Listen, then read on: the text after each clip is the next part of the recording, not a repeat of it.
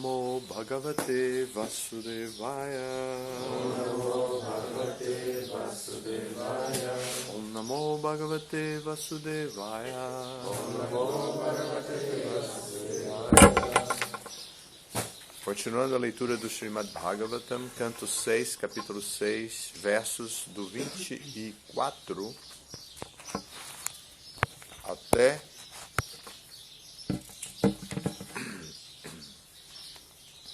o fim, o verso 45. Isso significa que amanhã, sábado, um dia excelente, começaremos o capítulo 7. Indra ofende seu mestre espiritual. E assim podemos fazer o café da manhã com o Bhagavatam.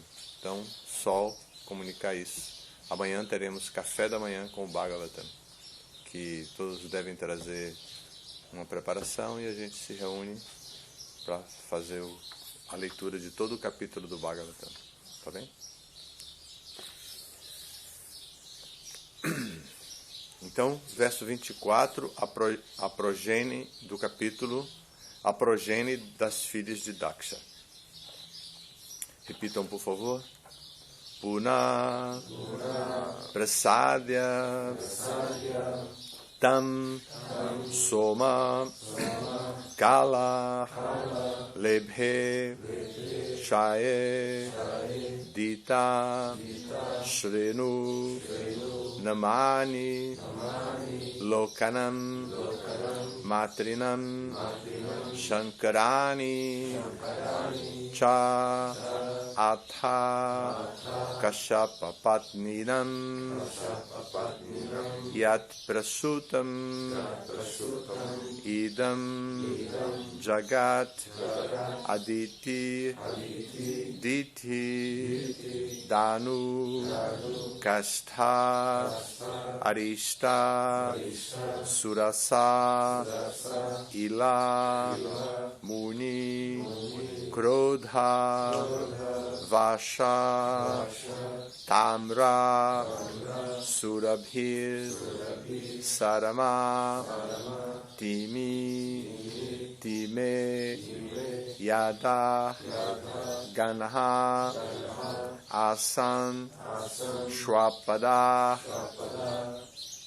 Sharama Sutta. Agora os versos, os 3 primeiros versos sozinho. Puna prasadyatam soma kalalebhe shayedita srinu namani lokanam matrinam shankarani cha atha kashyapa patninam yat prasutam idam jagat aditirditir danur kasta arista surasaila muni krodhavasa tamra surabhi saramatimi timeryado gana asan shwapada sharama sutta. Puna, de novo, Prasadya, apaziguando, tam, a ele, Prajapati Daksha, Soma, o deus da lua, Kalaha, porções de luz, Lebhe, obteve, Shaye, em destruição gradual, a quinzena escura, Ditaha, removida.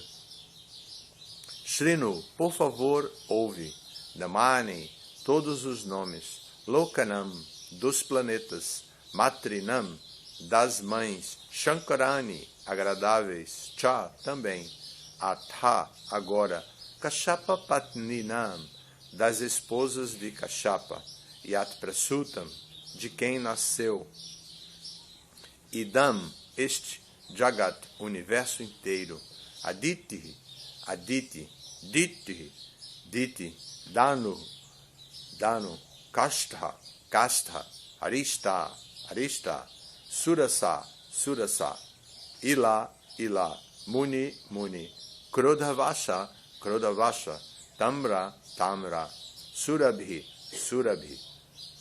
Sarama, Timi, Timehe, Timi, Yadaganaha, os seres aquáticos, Asan, apareceram, Shwapada, os animais ferozes, tais como os leões e os tigres, Sarama Sutta, os filhos de Sarama.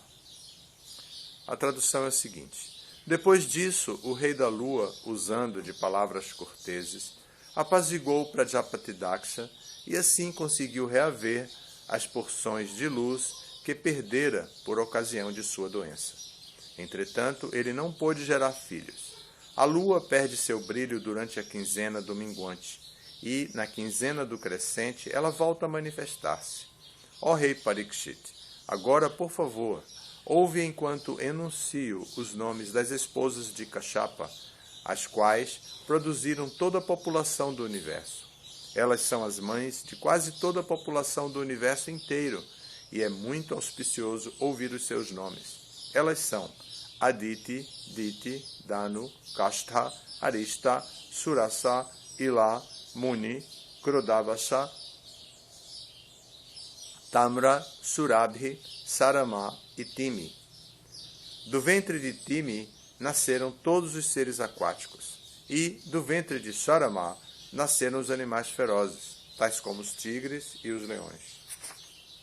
Meu querido rei Parikshit, do ventre de Surabhi nasceram o búfalo, a vaca e outros animais de cascos fendidos. Do ventre de Tamra nasceram as águias, os abutres e outras grandes aves de rapina. E do ventre de Muni nasceram os anjos. Os filhos nascidos de Krodavasha foram as serpentes conhecidas como Dandashuka, bem como outras serpentes e os mosquitos.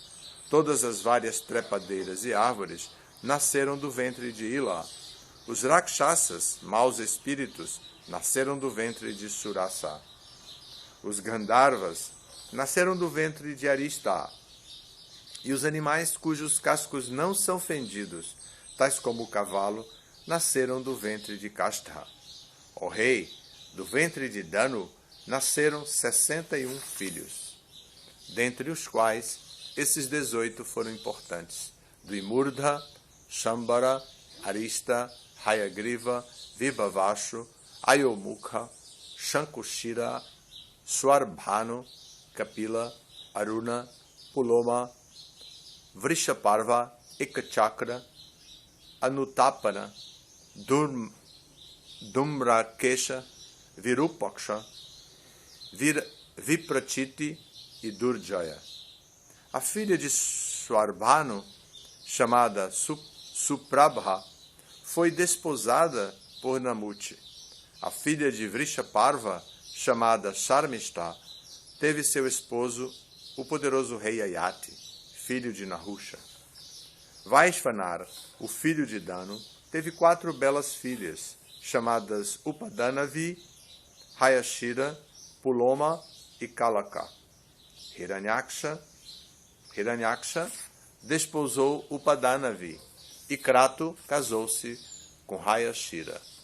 Depois disso, a pedido do senhor Brahma, o Prajapati Kashyapa casou-se com Puloma e Kalaka, casou-se com Puloma e Kalaka.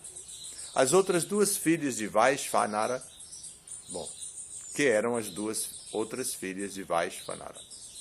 Nestas 2 esposas, Kashyapa gerou 60.000 filhos, encabeçados por Nivata Kavacha, e que são conhecidos como Paulomas e Kalakeyas. Eles tinham muita força física e habilidade de lutar, e só queriam perturbar os sacrifícios executados pelos grandes sábios.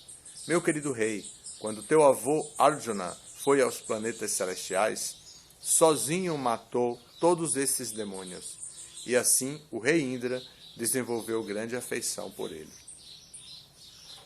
Em sua esposa Simhika, Viprachiti gerou 101 filhos, dentre os quais Rahu é o mais velho, e os outros são os 100 Ketus. Todos eles alcançaram posições em planetas importantes. Agora, por favor, escuta enquanto faço a descrição cronológica dos descendentes de Aditi. Nesta dinastia, Narayana, a suprema personalidade de Deus, adveio como expansão plenária. São os seguintes os nomes dos filhos de Aditi: Vivashvan, Aryama, Pusha, Twashta, Savita, Bhaga, Dhata, Vidhata, Varuna, Mitra, Shatru e Urukrama. Samgya, a esposa de Vivashvan, o deus do sol, deu à luz humano chamado Shraddhadeva. E essa mesma esposa afortunada também deu à luz os gêmeos, Yamaraj e o rio Yamuna. Então Yami, enquanto vagava pela terra sob a forma de égua, deu à luz os Ashvini Kumaras.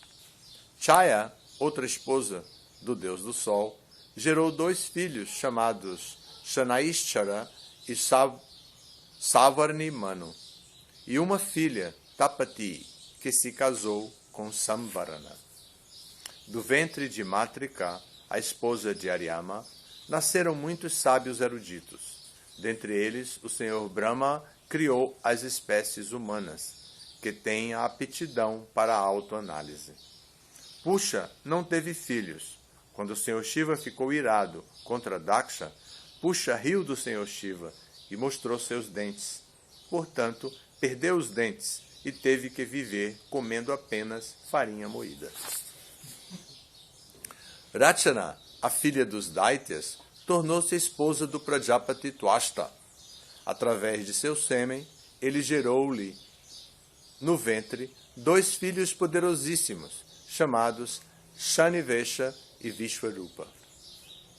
Embora Vishvarupa fosse filho da filha de seus eternos inimigos demônios, os semideuses, em acato à ordem de Brahma, aceitaram-no como seu sacerdote quando eles foram abandonados pelo seu mestre espiritual Brihaspati, a quem desrespeitaram. Neste ponto encerram-se os significados Bhaktivedanta do 6º canto, 6º capítulo do Srimad Bhagavatam, intitulado A Progênie das Filhas de Daksha.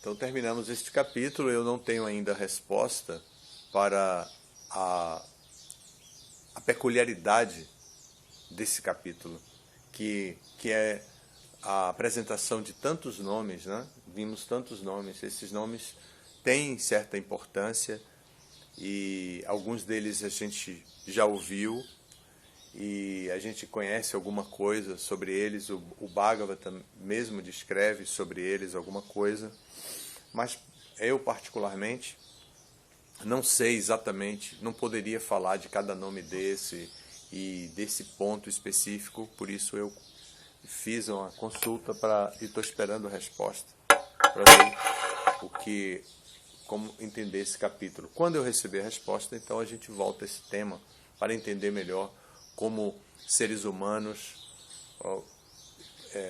podem produzir espécies que não são humanas e outras peculiaridades do capítulo.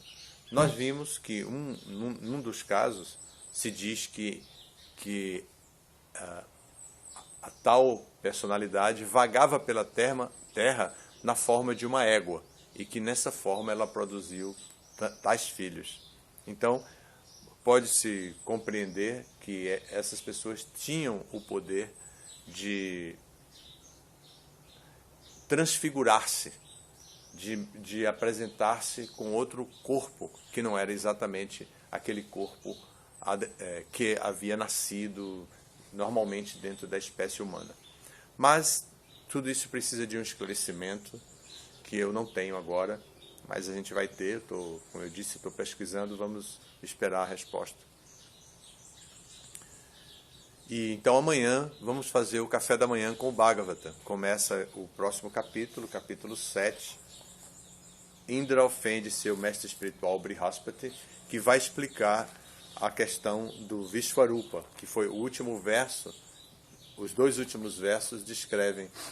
Um diz: através de seu sêmen, ele, Rachana, gerou... Rachana, a filha dos Daityas, tornou-se esposa do Prajapati Twashta. Através de seu sêmen, Twashta gerou no ventre de Rachana 2 filhos poderosíssimos, um Sanivesha e o outro Vishvarupa. Então, o próximo verso vai falar também de Vishvarupa. Embora Vishvarupa fosse filho da filha de seus eternos inimigos demônios, os semideuses, em acato à ordem de Brahma, aceitaram-no como seu sacerdote quando eles foram abandonados pelo mestre espiritual Brihaspati, a quem desrespeitaram. Então, o próximo capítulo vai falar da ofensa a Brihaspati, que é a ofensa ao mestre espiritual cometida por Indra e também pela toda a tropa de Indra, os semideuses. Indra é o rei dos semideuses, então a tropa dos semideuses. Então vai comentar sobre essa ofensa de Indra a Brihaspati e a consequência dessa ofensa.